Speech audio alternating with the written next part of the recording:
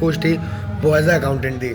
तो मैंने क्या अभी हाल फिलहाल में टैली कर रखी है, क्योंकि टैली से मुझे आगे बहुत काम आने वाला है, तो उसके अकॉर्डिंग मैं उसी फील्ड में अपना दिख रहा हूँ।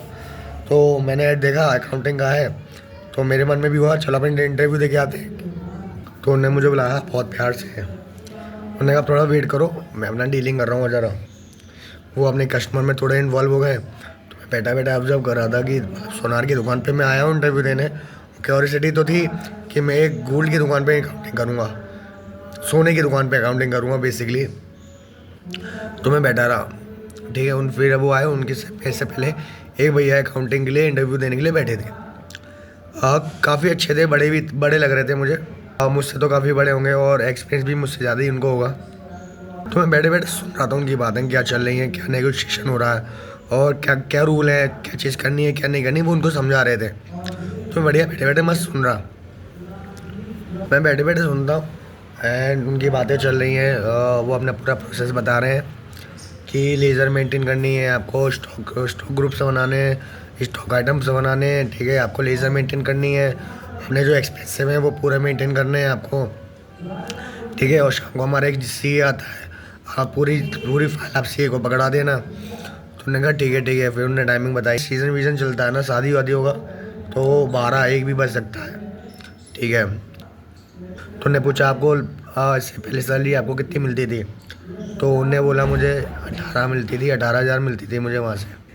उनको विश्वास नहीं हुआ, उन्होंने उनका सर्टिफिकेट मांगा, एक्सपीरियंस सर्टिफिकेट दिखाओ। उन्होंने 1 साल एक जगह किया है, 5 साल एक जगह किया है, टोटल 6 साल का उनको एक्सपीरियंस है इसी चीज़ों में। मतलब अपनी भाषा में बोलूँ तो वो हाफ सी तो है ही, हाफ सी तो उनको मान सकते हैं अपन को कि पूरा 5-6 साल एज यूजुअल जो इंसान काम कर रहा है उसको एक्सपीरियंस तो काफ़ी होगा, ठीक है। उन्होंने कुछ मेजर क्वेश्चंस पूछे, ठीक है, कुछ एंट्रीज वगैरह करवा के देखी, उनकी टाइपिंग देखी, उनकी काफ़ी अच्छी है। और जब बात सैलरी की आती है तो उनसे पूछते हैं आप कितने एक्सपेक्ट कर रहे हो, तो उन्होंने कहा कि मैं 18 एक्सपेक्ट कर रहा हूँ। मुझे मेरे शौक हो गया कि इतनी ज़्यादा सैलरी उन भैया को मिल रही है, मात्र 12,000 रुपये। मतलब सामने वाले का तुम एक्सपीरियंस भी पूछ रहे हो, ठीक है, और उसके तुम सर्टिफिकेट भी मांग रहे हो कि आपका एक्सपीरियंस सर्टिफिकेट कितना है वो भी दिखाओ हमको।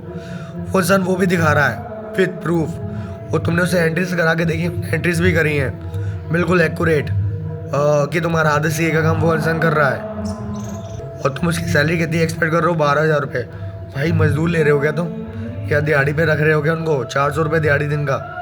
अरे भाई 400 रुपये दिहाड़ी जो लेता है ना वो 5 बजे तसला फेंक देता है। अब नहीं कर रहा मैं तेरी दिहाड़ी, चल निकल, अब सुबह आऊँगा सुबह करूँगा।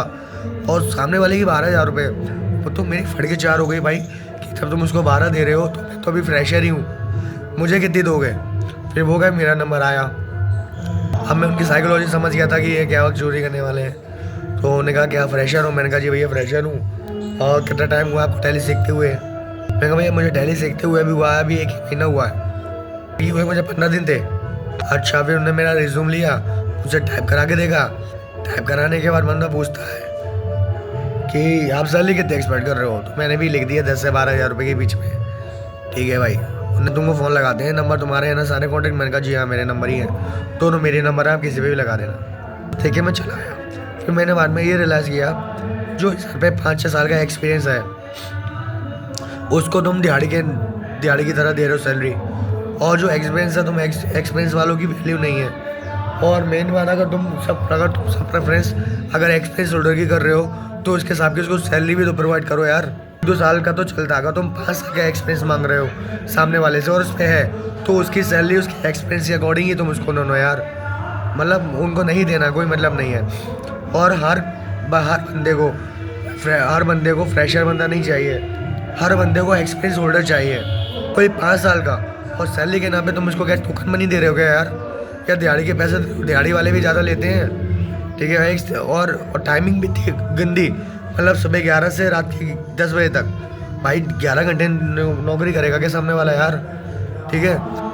तो ग्वालियर में कोई वैल्यू नहीं है एजुकेशन की यार, और ना नौकरियाँ ना वर्थ कुछ है ही नहीं। इससे अच्छा तो आप अपनी दुकान डाल लो चाय की और सुट्टा उट्टा बेचने लगो भाई, उससे तुम्हारी अर्निंग होती रहेगी।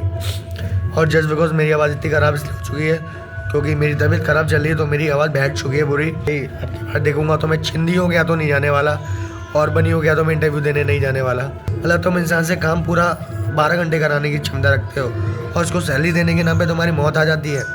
भाई बहुत गलत है यार। और हर फ्रेशर को मौका नहीं मिलेगा तो वो एक्सपीरियंस कैसे कलेक्ट करेगा। तो एक्सपीरियंस कलेक्ट करने के लिए भी भाई आप उसको गाइड करो, उसको अपॉर्चुनिटी दो, जिससे एक फ्रेशर बंदा एक्सपीरियंस होल्डर बने और सब पे एक्सपीरियंस हो भाई। अगर तुम फ्रेशर को अगर काम ही नहीं दोगे तो वो काम क्या करेगा यार।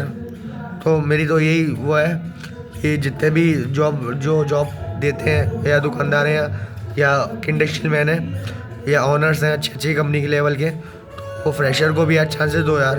कोई फ्रेशर घर थोड़ा बैठेगा यार। इंसान डिप्लोमा क्यों करता है कि भाई मैं डिप्लोमा करूँगा, डिप्लोमा करने के बाद मैं नौकरी पे जाऊँगा तो मैं कुछ कमा पाऊँगा। और जब वो डिप्लोमा करता है वो इस पे करता है कि मुझे नौकरी मिलेगी, और तुम उसको ये चीज़ रिजेक्ट करवा देते हो कि तुम फ्रेशर हो।